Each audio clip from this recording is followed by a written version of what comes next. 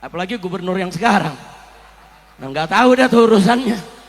Hati-hati aja Jawa Barat jadi kabupaten atau provinsi berhala, hati-hati. Ayo semuanya nih, hati-hati nih Jawa Barat. Siap robohkan berhala, siap hancurkan berhala, siap sepikan Jawa Barat dari segala berhala. Takbir. Saudara, pilkada boleh kalah, tapi perjuangan Islam gak boleh kalah, betul? Pilkada boleh kalah, tapi perjuangan Islam tidak boleh kalah. Nah, itulah kata-kata yang diucapkan oleh Pak Rizik Syihab, yang mana kita kenal dan kita ketahui bersama-sama bahwasannya pemilihan Gubernur Jawa Barat yang beberapa bulan yang lalu telah selesai dan alhamdulillah telah dimenangkan oleh Kang Deddy Mulyadi sebagai Gubernur Jawa Barat. Belum lama dilantik beliau dan belum lama bertugas sebagai Gubernur Jawa Barat, masih saja Pak Rizik Syihab ini beserta kru-krunya tidak berhenti-hentinya mengkritik dengan begitu keras, seolah-olah tidak senang dengan kepemimpinan Kang Deddy Mulyadi. Namun perlu kita ketahui bahwasannya kinerja dari mulai bupati hingga menjadi seorang gubernur di Jawa Barat, apa yang kita lihat tentang sosok Kang Deddy Mulyadi, tentunya teman-teman bisa mengetahui rekam jejak digital beliau, yang mana beliau memang banyak bekerja daripada banyak berbicara. Itulah sosok dari Kang Deddy. Nah, kali ini apa yang telah disampaikan pidato oleh Kang Deddy Mulyadi di depan para mantan jenderal purnawirawan. Kang Deddy begitu berani, begitu tegas terhadap orang-orang yang mengakui cinta tanah air namun tidak sesuai dengan ideologi Pancasila. Nah, itulah yang akan dimusnahkan oleh Kang Deddy Mulyadi atau diberantas secara tegas oleh Kang Deddy Mulyadi. Baiklah, tidak panjang lebar, marilah kita simak pidato Kang Deddy Mulyadi berikut ini. Mulai kita harus kembali pada ideologi Pancasila. Pada ideologi Pancasila, orang tidak boleh menghukumi orang kalau tidak ada dasar hukumnya. Gak boleh lagi orang, mana kafir, gak bisa, Anda gak punya dasar hukumnya. Mana musyrik, nggak bisa, Anda nggak punya dasar hukumnya. Anda nggak boleh bangun ini, nggak ada dasar hukumnya. Untuk itu ke depan aparat harus bertindak tegas pada siapapun, setiap orang berbuat tanpa dasar hukum.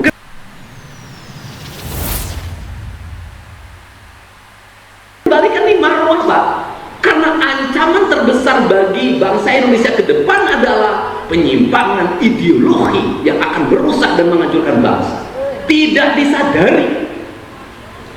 Nah, ini ideologi harus mulai, kita harus kembali pada ideologi Pancasila. Pada ideologi Pancasila, orang tidak boleh menghukumi orang kalau tidak ada dasar hukumnya.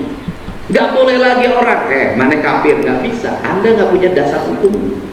Mana musyrik, gak bisa, Anda gak punya dasar hukumnya. Anda gak boleh bangun ini, gak ada dasar hukumnya. Untuk itu ke depan aparat harus bertindak tegas pada siapapun, setiap orang berbuat tanpa dasar hukum. Kenapa? Nanti akan diikuti. Nah, kalau dibiarkan, makin lama makin besar, mungkinnya gedean. Saya ngerti bangsa ini dibangun dalam landasan konstitusi Undang-Undang Dasar 1945. Tetapi saya melihat dalam perjalanannya bangsa ini mengalami penyimpangan ideologi, bahkan ideologinya pudar. Makin kesini orang makin tidak punya keberanian untuk menegakkan Pancasila secara benar. Kenapa? Bukankah Pancasila diucapkan? Tidak, menurut saya Pancasila diucapkan, tetapi banyak sekali di antara kita yang melakukan pembiaran, terutama di Jawa Barat, pada orang. Untuk apa? Untuk setiap hari berkata, bertindak atas nama ideologinya sendiri. Dengan apa? Dengan mengecilkan, dengan menghadrik, dengan mencaci maki ideologinya orang lain dan dibiarkan oleh negara. Orang Sunda itu lunang, ngilu kanu menang. lume, ngilok kanu rame. Sehingga ketika kemarin ada debat tentang intoleransi di Jawa Barat, saya katakan orang Jawa Barat itu toleran pada intoleran. Kenapa? Karena ujungnya dari seluruh problem bangsa ini satu, beda pendapat mah di mana-mana. Yang suka bikin ribut mah beda pendapat. Nah, iya benar ya, beda pendapatan. Ini pengalaman, karena pengalaman itulah yang membawa saya hari ini pedih perihnya hidup saya ngalami. Nah, apa sih ingin dikembalikan? Saya ingin kembalikan kembali, nggak boleh lagi di Jawa Barat nanti ada orang di depan publik, bukan kewenangannya caci maki orang, menghukumi orang, menghujat orang seenak perutnya, seolah-olah tidak ada aparat di sini. Saya nggak mau. Kenapa? Yang datang ke Jawa Barat harus menyesuaikan dengan budaya Jawa Barat. Siapapun yang datang ke sini, Anda boleh tinggal di sini bersama kami. Tapi jangan coba-coba Anda ingin merebut kehormatan dan wibawa kami. Kenapa? Ini yang harus dikembalikan nih marwah, Pak. Karena ancaman terbesar bagi bangsa Indonesia ke depan adalah penyimpangan ideologi yang akan merusak dan menghancurkan bangsa. Tidak disadari.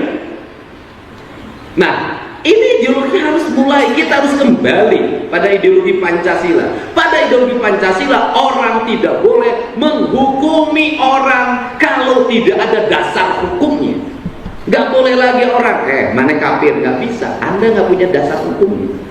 Mana musyrik, nggak bisa, Anda nggak punya dasar hukumnya. Anda nggak boleh bangun ini, nggak ada dasar hukumnya. Untuk itu ke depan, aparat harus bertindak tegas pada siapapun. Setiap orang berbuat tanpa dasar hukum. Kenapa? Nanti akan diikuti. Nah, kalau dibiarkan makin lama makin besar, mungkinnya gedean. Suatu saat negara akan kehilangan wibawa. Kenapa? Pemimpinnya kalah pengaruh oleh mereka. Di modalan ku pamarentah, di bajuan ku pamarentah, nyerang ka pamarentah, dan digeureukeun mah bantuan eueuhan, iro eueuhan. Emang aing teh nyaho aing kabeh. Di mana tuh usahana di mana? Nah, ini harus kenapa? Karena korban yang paling dekat adalah Jawa Barat. Media sosial hari ini mengarah pada publik, pada framing pikiran ideologi yang itu berbahaya kalau dibiarkan. Kemudian saya ingin melawannya dengan apa? Dengan tidak ngomong ideologi. Ngomongnya apa? Berbuat baik pada sesama yang tidak boleh berhenti. Titah Pancasila berbuat baik, titah Allah pada kita juga berbuat baik. Sudah berbuat baik, kenapa? Orang Indonesia lagi krisis figur. Kalau menemukan figur yang berbuat baik, kadeuleu kareungeun jeung karasa nuturkeun rakyat. Dan akhirnya saya masuk pada sebuah fase di mana apa? Di mana namanya elektoral terbangun dengan kesadaran, bukan dengan paksa. Kunaon urang teh seueuh bisi langit siliwangi sekeserer pajajaran piraku atuh kuduna tamu di lembur sorangan. Sahabat pecinta channel Cinta Tasbih yang dirahmati Allah Subhanahu wa taala, telah kita dengarkan bersama-sama begitu sejuk dan nyaman apa yang telah disampaikan oleh Kang Deddy Mulyadi, bahwasanya memang beliau sangatlah benar bahwa di bumi Nusantara ini berbagai macam budaya, berbagai macam agama yang ada di Indonesia ini. Maka dari itu kita harus tetap bersatu. Jangan sampai kita terprovokasi dengan ucapan-ucapan yang katanya seorang ulama atau seorang habib, namun isi ceramahnya yang selalu terus-terusan begitu kepada pemerintah yang sah yang saat ini. Ingat teman-teman, carilah ulama yang bisa membimbing kita untuk taat kepada Allah Subhanahu wa taala, membimbing kita ke jalan yang benar, bagaimana cara ibadah kita yang baik, bagaimana amal ibadah kita yang baik. Itulah ulama yang bisa menyelamatkan kita dari kesesatan. Sekali lagi, mari kita buka akal pikiran kita sesadar-sadarnya. Saat ini kita harus sadar bahwasanya menempuh jalan yang baik, mengikuti ulama-ulama salafus soleh, ulama-ulama pribumi yang sangat santun, yang sangat harmonis. Itulah yang kita ikuti. Mudah-mudahan video ini menjadikan manfaat untuk kita semuanya. Terima kasih. Jangan lupa kirim kritik dan saran Anda ataupun pendapat Anda di dalam kolom komentar. Terima kasih. Jazakumullah khairan katsira. Assalamualaikum warahmatullahi wabarakatuh.